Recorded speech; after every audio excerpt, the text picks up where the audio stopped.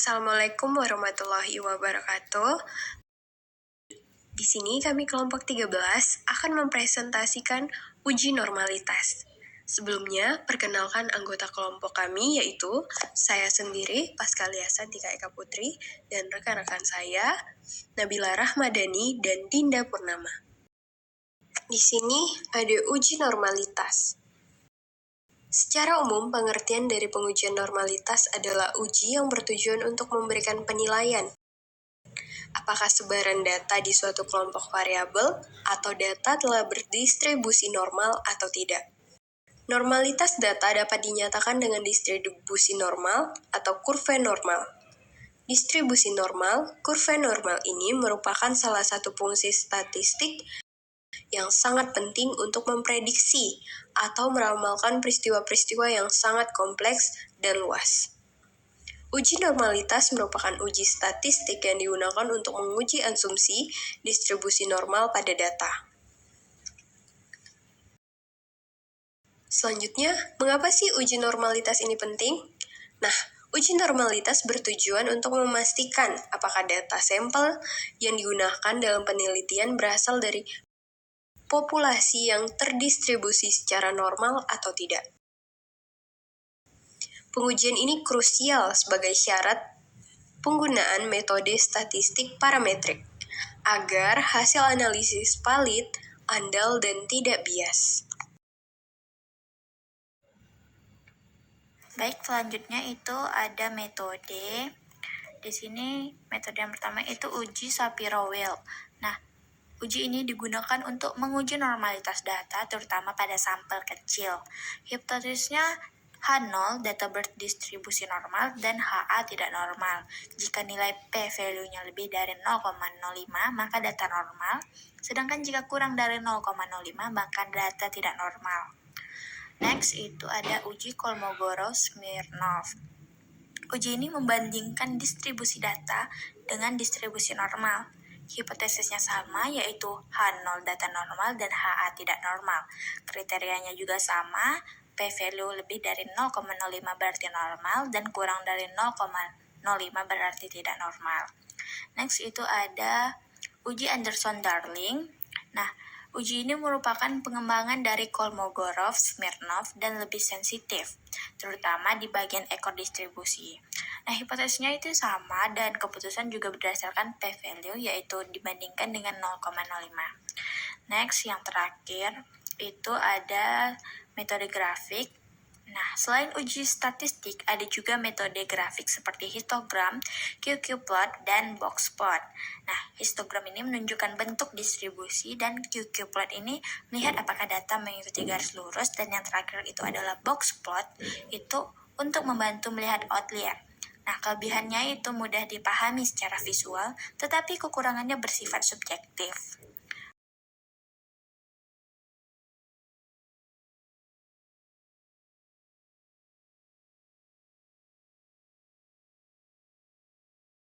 Baik, selanjutnya adalah langkah-langkah uji normalitas menggunakan Jamovie. Nah, yang pertama, kita pilih tab data, lakukan pengaturan variabel seperti yang ditampilkan pada gambar. Beri nama score test sebagai nama variabel, dan untuk setting measure type-nya pilih continuous. Setelah itu, kita bisa menginput data yang sudah tersedia pada kolom skor tes untuk siswa dari nomor 1 sampai 20. Nah, setelah itu, pindah pada tab analisis untuk proses analisis data. Pilih menu exploration, kemudian pilih descriptive. Setelah itu, masukkan variabel score test ke dalam box variables. Kemudian, lakukan klik pada tombol statistics. Kemudian beri tanda centang pada Shapiro-Wilk normality. Nah, output hasil analisis langsung muncul. Nilai P 0,694 lebih dari 0,05, maka HO diterima dan data mengikuti sebaran distribusi normal. Nah, setelah kita mengetahui langkah-langkah uji normalitas menggunakan Jamovie tadi, selanjutnya kita akan latihan soal. Soalnya yaitu, seorang guru ingin mengetahui apakah data nilai ujian matematika dari 20 siswa berdistribusi normal atau tidak. Berikut data nilai siswa: 80, 75, 90, 60, 75, 85, 70, 65, 95, 100, 50, 75, 80, 85, 90, 55, 60, 70, 80, dan 85. Nah, untuk tugasnya, yang pertama, lakukan uji normalitas menggunakan metode Shapiro-Wilk. Kemudian, tampilkan histogram untuk melihat visualisasi sebaran data. Kemudian, buat kesimpulan apakah data tersebut berdistribusi normal atau tidak. Nah, untuk hipotesisnya sendiri, H0, data berdistribusi normal, dan HA, data tidak berdistribusi normal, dengan kriteria jika signifikansi nilai P lebih dari 0,05, maka data berdistribusi normal. Sedangkan jika signifikansi P kurang dari 0,05, maka data tidak berdistribusi normal. Setelah masuk pada aplikasi Jamovie, pertama kita masuk ke tab data. Setelah itu, kita klik setup dan memberi nama data variabel sebagai score test. Setelah itu, untuk measure type-nya, kita pilih continuous. Nah, setelah itu, kita bisa menginput nilai yang telah tersedia tadi.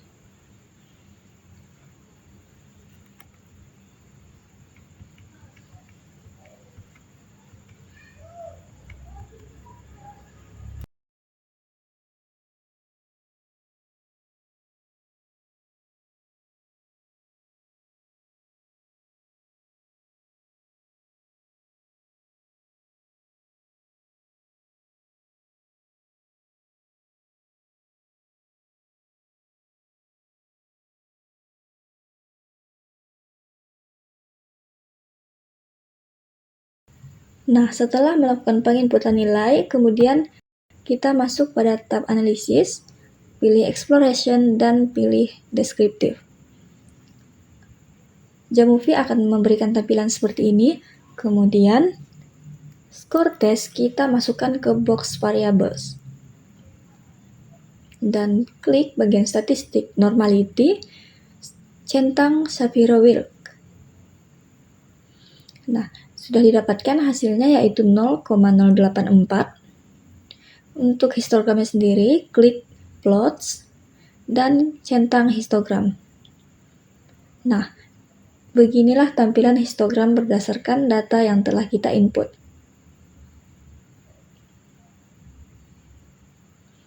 Untuk kesimpulannya sendiri, karena nilai yang diperoleh yaitu 0,884 atau lebih dari 0,05, maka H0 diterima dan data berdistribusi dengan normal. Sekian yang dapat saya sampaikan, saya kembalikan kepada moderator. Baik, sekian presentasi dari kelompok kami. Jika ada salah kata atau kekurangan, mohon maaf. Terima kasih.